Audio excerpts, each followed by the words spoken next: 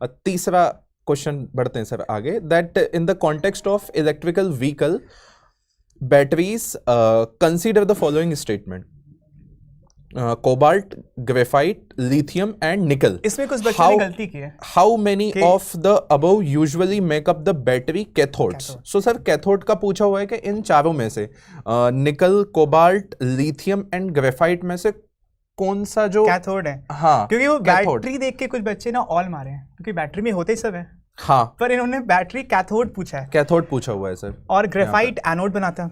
हाँ, यूजुअली देखो यहाँ पे ऐसा भी एक कंफ्यूज करने के लिए एक वर्ड दिया हुआ है, यूजुअली।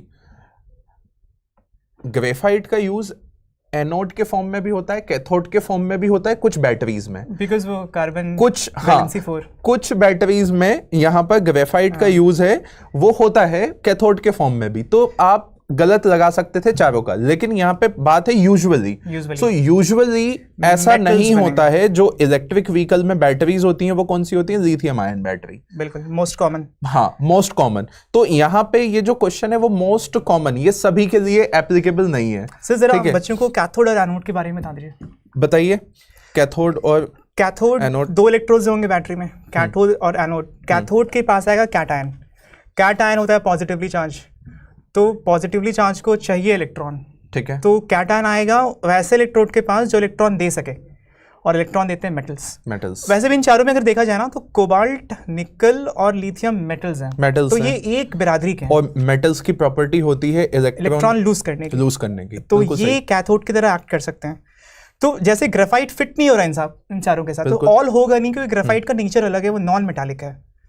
तो या तो ग्रेफाइट होगा आंसर, या बाकी तीन होंगे, या तो ओनली वन, या तो ओनली थ्री।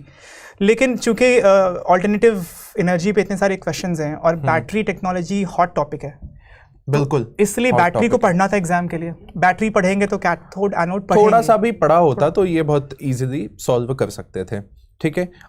लेकिन सर ये क्वेश्चन साइंस एंड जो साइंस बैकग्राउंड के बच्चे हैं, हाँ, उनके लिए आसान है, थोड़ा सा आसान होगा, लेकिन उन बच्चों के लिए थोड़ा टफ होगा। हाँ, थोड़ा सा, एप्लीकेशंस पढ़ते हैं हम ज़्यादा, उनको थोड़ा सा टफ लगा होगा ये क्वेश्चन।